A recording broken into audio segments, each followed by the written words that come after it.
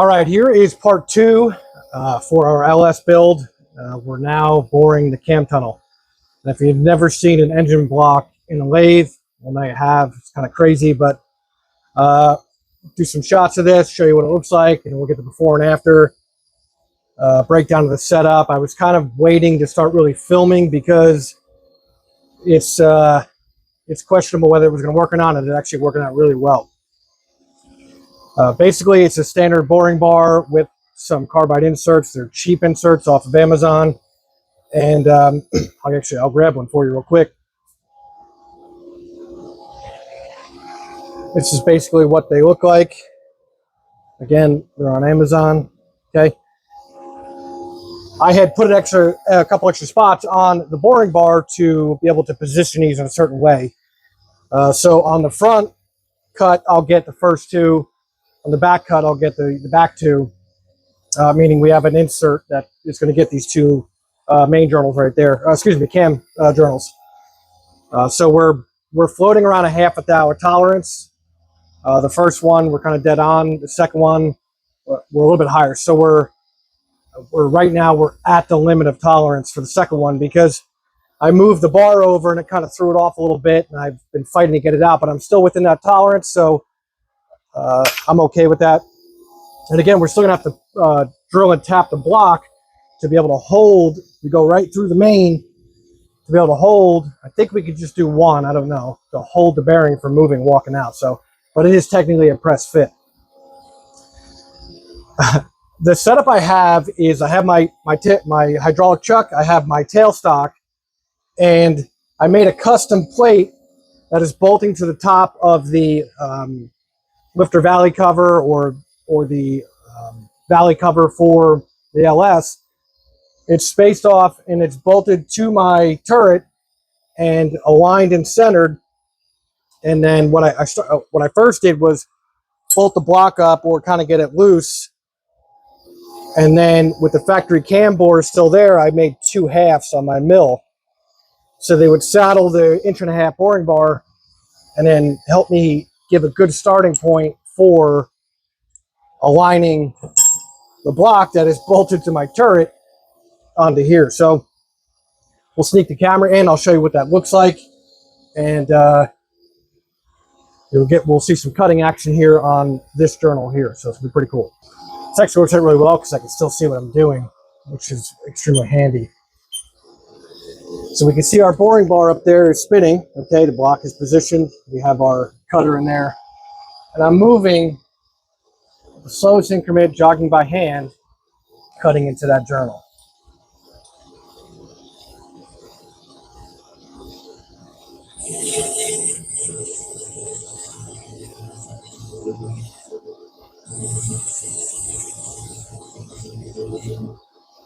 This is the problem I haven't seen yet is we're cutting a lot more meat on these two, and the center one is going to be the most. So what I'm going to do is just back the RPM down a little bit.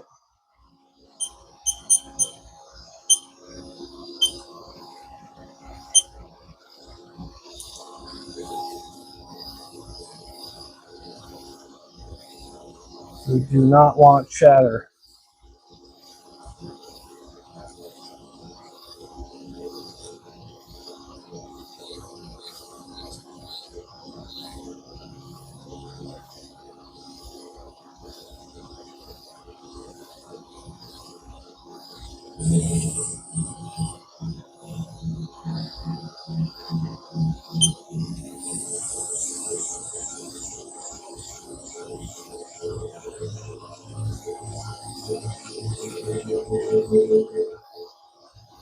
I'll get a little bit of chatter, going to slow it down again.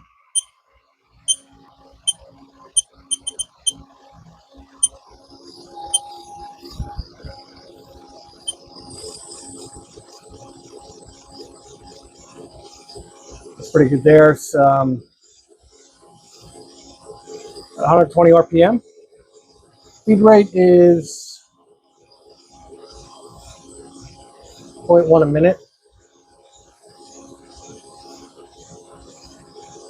And I'm manually jogging it by holding down the Z-axis button in the lowest setting, in the 10th setting on the Haas control.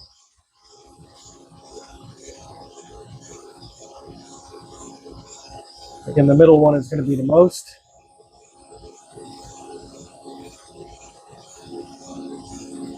Material removed because that's the smallest OD bearing.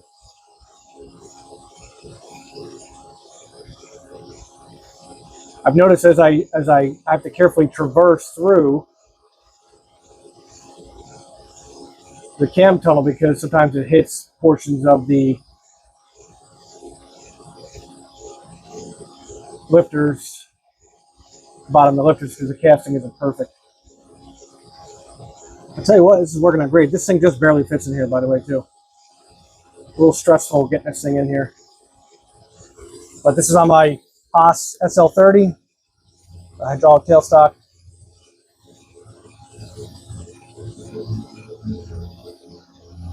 A little bit more RPM, or chatter, excuse me.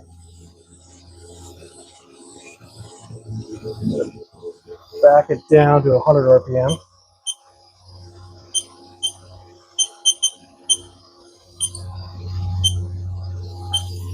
There it is.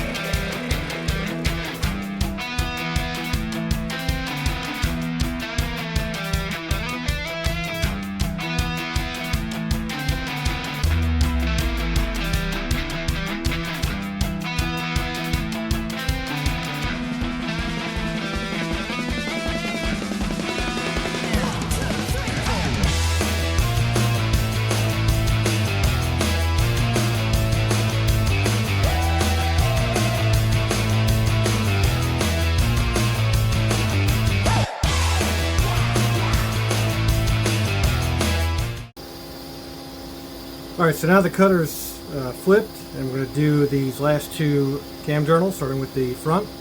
And we have just enough room to make it to the second and last cam journal there.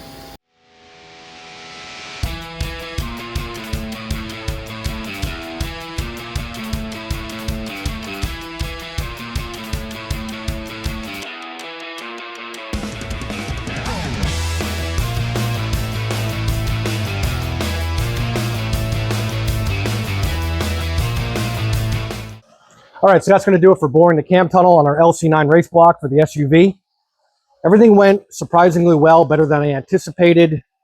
In the beginning it was a little shaky, but I think the idea of using my Haas SL30 CNC lathe to do it was a great idea. It was flawless. It worked out so well. A little bit of like shaky in the beginning because I'm trying to center the block, like get everything working. It's very cramp limited to actually help indicate it in. Again, what I wound up doing is, in the first part of this, I use those clamshells that I machined on my vertical here. And in doing that, it helped me get a perfect starting point. So I knew the block, or the cam tunnel itself, was very close to the center line of my boring bar. It worked out, again, surprisingly well. I'm real happy with it. The tolerances were a little bit higher on the middle of the tolerance, so closer to the upper tolerance of this, about 2/10 under. Perfectly fine. With this, and then I also went ahead and drilled holes in the valley here to help lock in those needle bearings from moving a little bit side to side.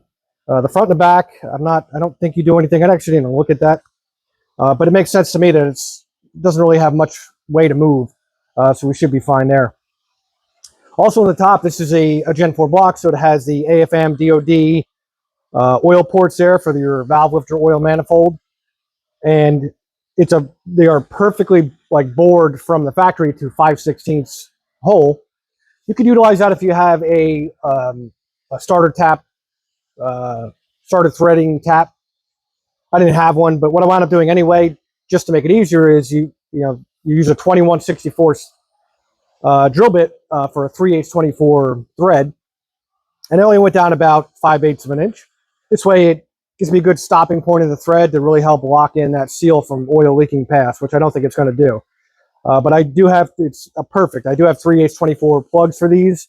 I'm going to plug them off, and then we'll do our basic sheet metal top here for this. But again, really super happy, stoked that I was able to do this here and not have to pay somebody to do it. Not that it would be that expensive. I just want to be able to do it myself. To kind of say I did as much as I could on this project is pretty cool. So other than that, everything went pretty well. Here's the boring bar that I used, that I kind of modified and customized a little bit.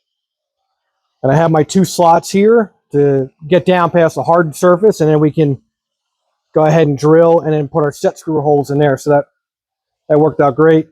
That was perfect for this. And again, you'll see in all the videos from early on, the clips in this video from early on of just moving through the block and cutting it down and measure. It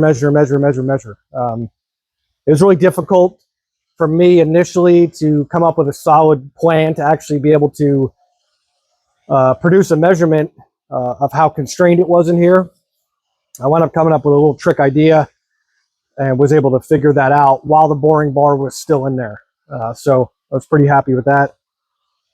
And I would have liked it to be on the lower end of tolerance just because the block is going to expand.